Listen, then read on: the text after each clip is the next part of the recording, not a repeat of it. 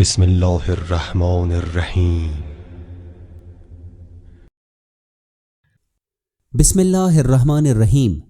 غسل سر سے پاؤں تک پورے جسم کو دھونے کا ایک اسلامی طریقہ ہے۔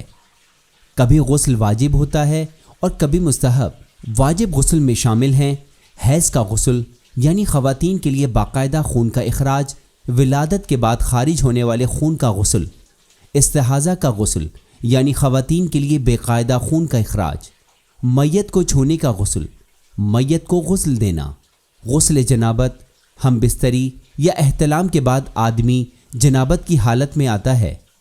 جب کوئی شخص جنابت کی حالت میں ہو تو قرآن کریم کے کسی حرف کو اپنے جسم کے کسی حصے سے چھونا حرام ہے، یا اللہ کے نام جس زبان میں بھی لکھے ہوں ان کو چھونا حرام ہے۔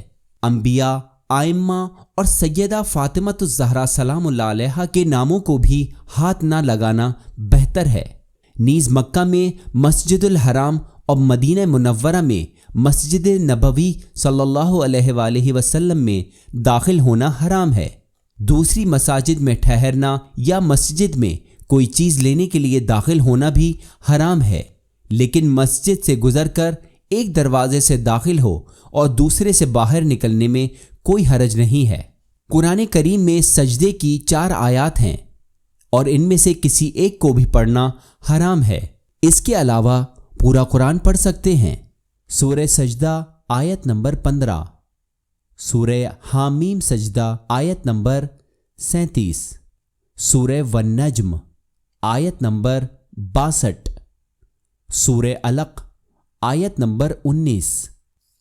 وہ چیزیں جو مجنب کے لیے مکروہ ہیں، کھانا پینا مکروہ ہے، لیکن اگر ہاتھ منہ دھو لے اور کلی کر لے تو مکروہ نہیں ہے۔ قرآن مجید کی 7 آیات سے زیادہ پڑھنا مکروہ ہے جن میں سجدے کی آیات شامل نہیں ہیں۔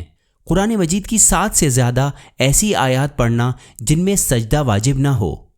قرآن کے سروق یا خالی صفحات کو چھونا یا قرآن کریم کو اپنے پاس رکھنا بھی مکروہ ہے۔ بالوں کو رنگنا، جسم پر تیل لگانا اور سونا بعض صورتوں میں مکروہ ہے۔ جنابت کی حالت میں روزانہ کی 5 واجب نمازوں سے پہلے غسل کرنا واجب ہے۔ غسل جنابت 2 طریقوں سے انجام دیا جا سکتا ہے۔ ایک طریقہ یہ ہے کہ ایک ہی دفعہ پورے جسم کو پانی میں ڈبو دیں، لیکن غسل شروع کرنے سے پہلے پورے جسم کا پانی سے باہر ہونا ضروری نہیں ہے۔ مثال کے طور پر ہم پہلے ہی پانی میں ہیں جبکہ ہمارا سر پانی میں نہیں ہے۔ ہم غسل کی نیت کرتے ہیں اور مکمل طور پر پانی کے اندر جاتے ہیں، اس بات کو یقینی بناتے ہوئے کہ پانی جسم کے تمام حصوں تک پہنچ جائے۔ مکمل ہو گیا۔ جس شخص نے حج یا عمرے کے لیے احرام باندھا ہو وہ ارتماسی غسل نہیں کر سکتا۔ نیز جب کوئی روزے سے ہو اور آپ کو غسل کرنا ہو تو بعض علماء فرماتے ہیں کہ غسل ارتماسی سے روزہ ٹوٹ جائے گا، کیونکہ آپ نے اپنا سر پانی میں ڈبو دیا تھا، لہٰذا آپ غسل کا دوسرا طریقہ اختیار کریں۔ غسل کا دوسرا طریقہ ترتیبی طریقہ ہے۔ مثال کے طور پر اگر ہم شاور کے نیچے کھڑے ہیں، پہلے ہم اللہ کا قرب حاصل کرنے کی نیت کرتے ہیں، اب احتیاط واجب کی بنا پر ہم پورے سر اور گردن کو دھوتے ہیں، لیکن کان اور ناک کے اندر اور جو چیز بدن کا اندرونی حصہ سمجھی جاتی ہیں دھونا واجب نہیں ہے۔ اب آپ اپنے جسم کے پورے دائیں جانب اور پھر پورے بائیں جانب کو دھو لیں۔ یاد رہے کہ بعض علماء نے بائیں سے پہلے دائیں کو متعین نہیں کیا ہے۔